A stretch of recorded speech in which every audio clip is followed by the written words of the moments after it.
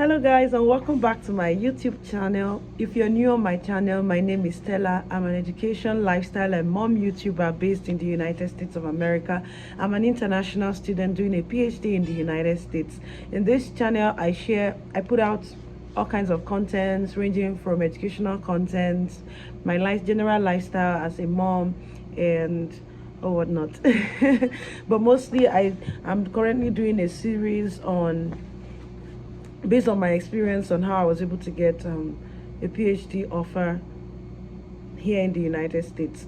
And I'm able to share some of these tips, not just for PhD, but also for master's, because I also did my master's degree at the University of Mysore in India with a fully funded scholarship. So basically, I try to share my own experience, things that I know about getting to travel to a place that works to get a better education and probably be able to help your country afterwards. So I'm sure you like videos like this, so keep watching. In today's video, it's sequel to the last one I did on whether or not you have to contact a supervisor. So in today's video, I'm talking about how to actually send out an email to a supervisor, what is expected to be in that email that you're sending to a supervisor.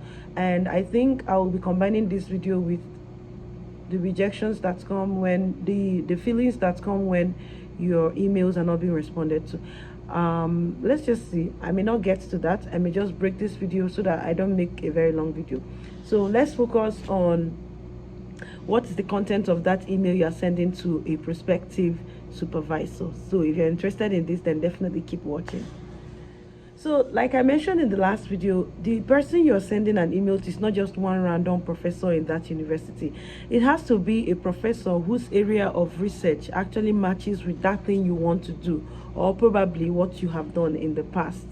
Sometimes for us coming from Nigeria, you may not get a perfect match of what you have been doing in Nigeria with what was done or what the professor is doing, but something related anyways. There is a whole lot of reasons why you have to be in that area that at least you have some experience in, even though not in-depth experience.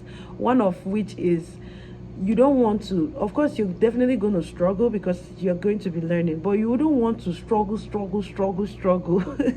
So as much as you can avoid the struggle, but of course that doesn't mean there is no room for learning something new. That doesn't mean there's no room for adventure. But honestly, I cannot be coming from a chemistry background and I want to do a research in probably something physics, but who knows? Anyways, and who knows? I don't know. So but yeah, just whatever it is, just try to work with somebody that at least is in that your area of interest or experience, something like that. Anyways, so that's the professor you need to be contacting. And one tip that I will offer you is when you go to the department website and search of faculties that are doing research, you need to look out for faculties that are actually interested in having PhD students. It's not always easy, but for some schools it's very easy because it will be stated there. The faculty puts it in their profile that they are searching for students. The students are welcome to make inquiries about possible PhD positions in their labs. So such kind of persons are readily available to take students, where there are some professors that will put it boldly that they do not need PhD students. So why would you waste your time now sending emails to a person who said they don't need PhD students or they don't need graduate students generally? So it's important for you to have done all those kind of research. Then another thing you need to do before you shoot that email is those professors you have listed out that their areas of research kind of matches with either what you have done or what you're interested in. That's what you would like to do. You need to have understood their research as much as possible. Not 100%. I mean, you can't even understand it 100% because you have not entered the lab. In the case of science students, I'm a science student, so I'm sorry that sometimes my videos are channeled to like as if everybody watching me is in science, but I'm sorry, just if you're not in science, just find a way to figure yourself out. But yeah, what was I saying? So you need to have understood the research that you're doing based on, of course, what is on their website, right? And probably read one or two papers that they have papers here means they are research articles that they must have published. You just try to get yourself acquainted to some extent with that, like a general overview of their research, so that now when you're ready to now shoot that email, you will be able to like compose a beautiful email that is concise and easy to read and understand and very catchy. So I have just 3 tips that I'll be sharing with you guys, which has worked for me. Okay, which has worked for me on how to actually write that email. The first tip cannot be overemphasized. You should keep your email short and precise. Honestly, before now, people usually tell me that these people receive a lot of emails, so you shouldn't write a very long email to them. They may not even see the email, they may not even read, blah blah blah, like that. But having gotten here, I can see that they receive tons of emails, so sometimes they don't even know that there is an email. Like some professors, even when you send them an email, a professor you're working with, they come to you and tell you, did you send me an email? And you're like, yes. And like, they received a lot of emails, so it has taken your email down. So they would like, you should resend the email so that it will pop up and they're able to like read. So they receive a lot of emails, and so you need to keep your email short and precise and give it a very beautiful subject, a very catchy subject that kind of attracts them. Honestly, I'm not very good at giving people sample of things, because I've realized that what works for some people doesn't work for me. So I believe in originality. That's me. I believe in originality. Even when you give me a sample, I can just look at it, and what I'm going to do will be totally different from the sample you have given to me. But I believe in originality, so I don't want to be saying, okay, this is the caption that you should use, but yeah, subject that you should use. So your subject should be kind of at least attractive. Don't write something like PhD applicant. So many people are PhD applicants. So just something, something catchy that is not generic, that will just make them feel yet another kind of person. So, and then the content of the email should be short and precise, and it shouldn't be all over the place explaining things that are not relevant to that purpose.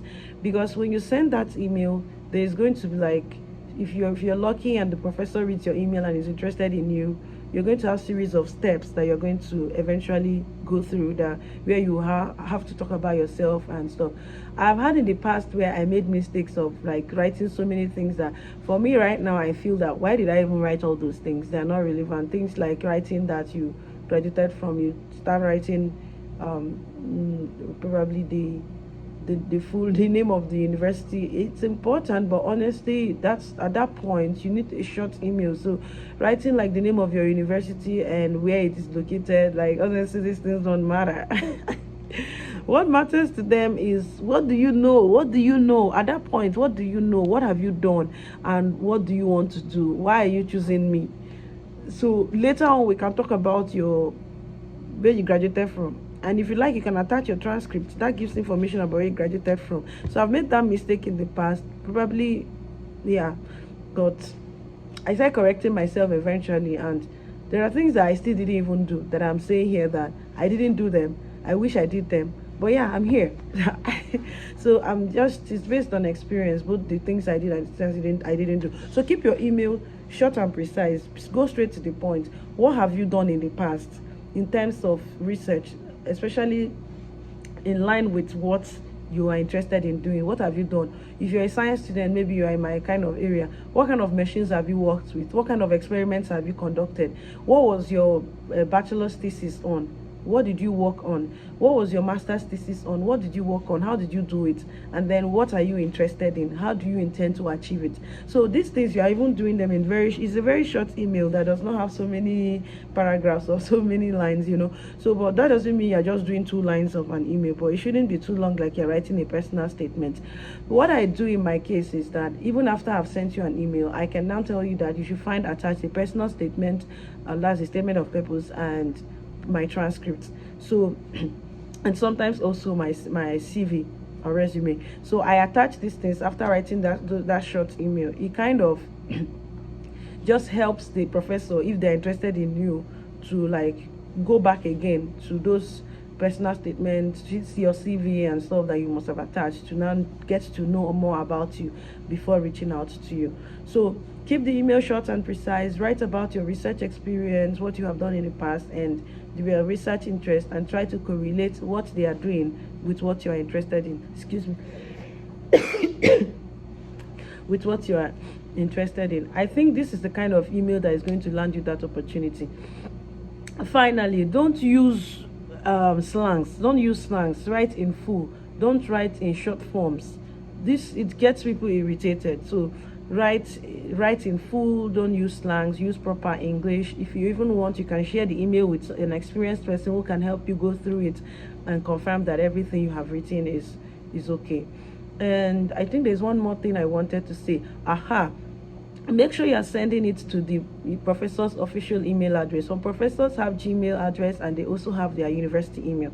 It is important to send it to the university email because that's like their official email address. You don't start sending it to their Gmail.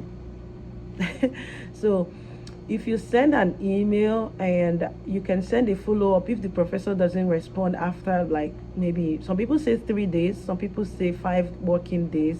So I would say 5 working days. If the professor doesn't, based on my experience, if the professor doesn't respond after 5 working days, you can shoot him or her like a follow-up email, like kind of reminding them that you sent them an email and you're wondering if they have had time to go through it.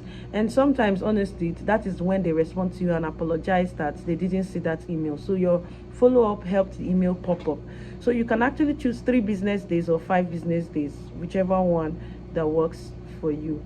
I hope this video was helpful. I'm sorry I didn't give out sample, but you can use these tips to actually construct a good email and send to that professor. Send to as many professors in your area as possible. In my next video, I'll be talking about how to deal with not getting responses from professors, and also how to deal with getting lucky with receiving sharp responses from professors.